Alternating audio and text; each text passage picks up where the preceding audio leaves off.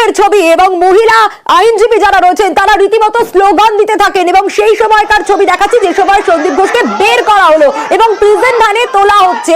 ঠিক সেই সময় জুতো ছুঁড়তে দেখা যায়, জুতো হাতে রীতিমতো বিক্ষোভ দেখান সেখানকার মানুষজন। তারই পাশাপাশি মহিলা আইনজীবীরা তারা স্লোগান দিতে থাকেন। সেই সময়কার ছবিটা আপনাদের দেখাচ্ছি। বিক্ষোভের পরিস্থিতি তৈরি হয়, হস্তক্ষেপ করতে হয় বিচারককে এজলাসের ভেতর এবং পুলিশের সামনে তুমুল বিক্ষোভ। তারপরের ছবিটা যখন সন্দীপ ঘোষকে এবং সন্দীপ ঘোষ ঘনিষ্ঠ যে তিনজন তারাও ইতিমধ্যেই জালে, তাদেরকে যখন নিয়ে যাওয়া হয় প্রিজন ভ্যানে তোলা হচ্ছে, ঠিক সেই সময়ও বিক্ষোভের ছবি সামনে আসে।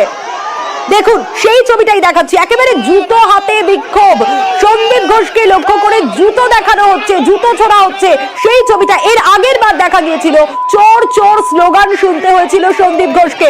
আর আজ রীতিমতো জুতো হাতে বিক্ষোভ সাধারণ মানুষের।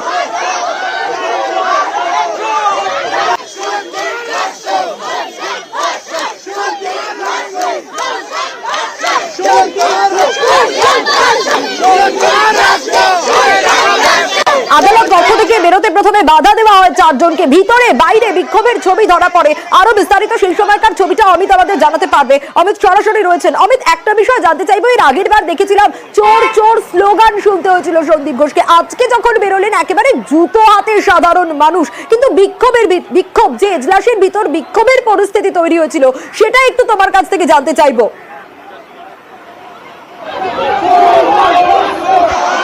দেখো, একদিকে আদালত কক্ষের ভেতরে অর্থাৎ এজলাসের ভেতরে এবং একই সঙ্গে বাইরে মহিলা আইনজীবীদের সাথে সাথে আদালতে অন্যান্য কাজে যারা এসেছিলেন তারা কার্যত যখন সন্দীপ ঘোষকে প্রিজন ভ্যানে তোলা হচ্ছে সেই সময় চোর চোর স্লোগানের পাশাপাশি তাদের হাতে জুতো, এমনকি প্রিজন ভ্যানের দিকে জুতো ছড়তেও দেখা গেল। একদিকে 23 সেপ্টেম্বর পর্যন্ত জেল কাস্টাডির নির্দেশ দেওয়া হয়েছে আলিপুর বিশেষ সিবিআই আদালতের তরফে। তারপর বিচারক যখন উঠে তার নিজের চেম্বারে চলে যান, এরপরই যখন প্রক্রিয়া শুরু হয়, অর্ডার হয়ে গিয়েছে, 4 অভিযুক্ত সন্দীপ ঘোষ সহ 4 জনকে বাইরে বার করে আনা হবে এজলাস থেকে এবং প্রিজন ভ্যানে তোলা হবে। সেই সময় থেকে কিন্তু ভেতরে পরিস্থিতি বদলে যায় এবং ভেতরে মহিলা আইনজীবী যারা ছিলেন উই ওয়ান্ট জাস্টিস স্লোগানের পাশাপাশি তারা কিন্তু বিক্ষোভ দেখাতে শুরু করেন এবং তারা কার্যত এর আগের দিনও একই রকম বিক্ষোভ দেখা গিয়েছিল এজলাস কক্ষ এবং এজলাস কক্ষের ঠিক বাইরের অংশে। এবং আজকে ভেতরের পাশাপাশি বাইরেও একইভাবে পুলিশ কর্ডন ছিল, গার্ডরেল দিয়ে দেওয়া ছিল, কিন্তু গার্ডরেলের চারপাশ থেকে সাধারণ মানুষ, আইনজীবীদের একাংশ তারা ওখানে জড়ো হন। এমনকি প্রিজন ভ্যান যেখানে রাখা ছিল, যে ছবি আমাদের ক্যামেরা ধরা পড়ছে, সেখানে একদম গার্ডরেলের কাছাকাছি রেলিং এর উপরে লোক দাঁড়িয়ে যায়, দাঁড়িয়ে গিয়ে জুতো নিয়ে কার্যত জুতো ছড়ে, কয়েকজন তো জুতো ছড়ে প্রিজন ভ্যান লক্ষ্য করে এবং চোর চোর স্লোগান একই সঙ্গে কিন্তু চলতে থাকে আলিপুর আদালত চত্বরে, যেখানটা একদম সিবিআই কোর্ট থেকে বাইরে যখন তাকে বার করে আনা হয়েছিল, যখন প্রিজন ভ্যানে তোলা হচ্ছে সেই মুহূর্তের ছবি কিন্তু যে ধরা পড়ছে তাতে দেখা যাচ্ছে জুতো হাতে কিন্তু আছে বিক্ষোভ, জুতো হাতে চোর চোর স্লোগান এবং একই সঙ্গে মহিলা আইনজীবী যারা ছিলেন তাদের মুখে কিন্তু উই ওয়ান্ট জাস্টিস স্লোগান। আজ আবারও আদালত কক্ষে এবং কক্ষের বাইরেও কিন্তু একই ছবি কিন্তু ধরা পড়লো। অমিত, আরো একটা বিষয় একটু তোমার কাছ থেকে জানতে চাইবো, জেল হেফাজত হয়েছে 4 জনেরই, কাউকেই হেফাজতে চাইলো না সিবিআই, কিন্তু কেন? এবং সিবিআই হেফাজত চাইলো না বলেই জেল হেফাজত, এই বিষয়টা একটু জানতে চাইবো দর্শকদের জন্য।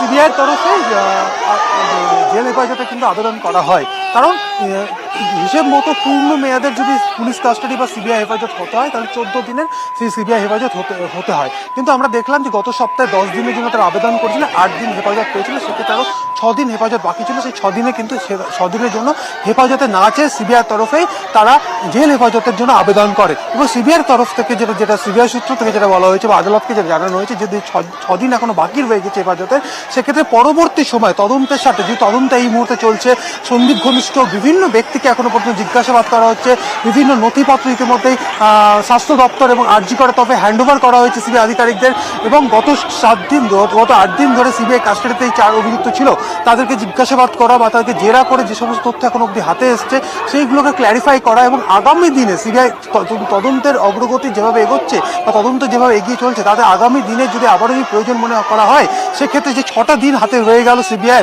মানে নিজেদের কাস্টাডিতে নেওয়ার ক্ষেত্রে, সেক্ষেত্রে পরবর্তী সময় হয়তো এই এই অভিযুক্ত বা সন্দীপ ঘোষ বা অন্যান্য 4 অভিযুক্ত কিন্তু আবারও সিবিআই কাস্টডি দিতে পারে।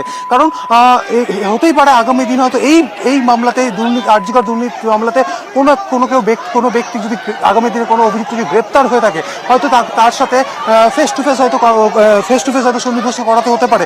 সেই সময় হয়তো সন্দীপ ঘোষ আবার তারা নিজেদের কাস্টডিতে নিয়ে হয়তো সেই সময় আবার তদন্তের কাজ এগিয়ে নিয়ে যেতে চায়। এই জায়গা থেকে আজকে কিন্তু কার্যত আমরা দেখলাম যে সিবিআইয়ের তরফে জেল হেফাজতের আবেদন করা হয়েছিল, তারা নিজেদের কাস্টডিতে নিয়ে যে কটা দিন, অর্থাৎ 6টা দিন আরো যে কাস্টডি তাদের বাকি ছিল, 6টা দিন তারা পরবর্তী সময় নেবে বলে আদালতকে জানিয়েছে।